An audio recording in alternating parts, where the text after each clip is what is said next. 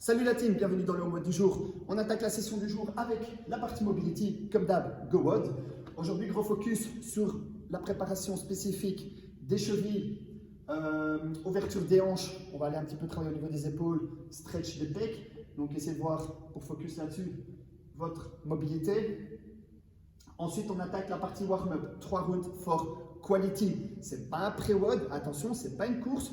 Comme d'habitude, j'insiste vraiment sur le fait de penser à la mécanique du mouvement plutôt que l'intensité. Donc là, on va partir sur 2 x 5 mètres de shuttle run, suivi de 5 walkout, 10 air squat, 15 sit-up.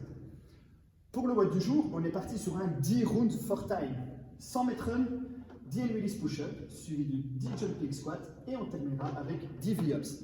Donc, 10 rounds for time, time cap, terminer le WOD. Voilà pour la session du jour. Je reviens vers vous pour la présentation des mouvements. Voilà la team. Alors pour la présentation donc, des différents mouvements du jour, dans le warm-up, on a le 2 x 5 mètres shuttle run. Donc là, vous établissez plus ou moins 5 mètres.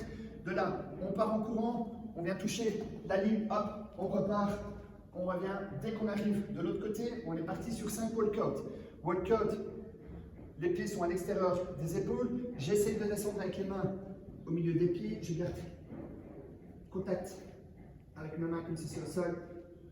Un push-up, je remonte, j'essaie de garder les jambes bien tendues et je repars. Ainsi de suite, donc 5 reps, suivi de 10 air squat. L'air squat, on connaît maintenant, donc on passe ici, on passe bien la parallèle, on focus bien sur l'extension complète, je touche bien vers l'extérieur, comme ceci. Ensuite, on termine avec 15 sit-up. Pour les sit-up, juste bien penser à ce que les épaules passent donc le creux des hanches, comme ceci, donc 15 sit-up.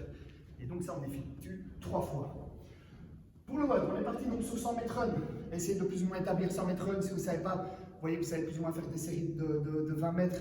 Ben, vous multipliez ça par 5. Les release push-up. Les release push-up, on est en planche haute. Serre bien les fesses, jambes bien tendues, bras bien en extension complète. Je descends poitrine au sol, je décolle les mains et je me repousse. Attention de ne pas faire la vague, donc on pense à bien serrer les fesses et les abdos quand on remonte ce mouvement. Les jumping squats, là on part squat traditionnel, donc pied au niveau des épaules, je fixe un point droit devant moi, je passe la parallèle, extension, je saute et je récupère à chaque fois en essayant d'atterrir toujours les pieds bien à plat, comme ceci. Et ensuite, on termine avec le V-ups. Le V-ups, on est parti et on vient toucher la pointe des pieds, comme ceci. Si on a du mal, on peut venir toucher, comme ceci, en tuck, crunch.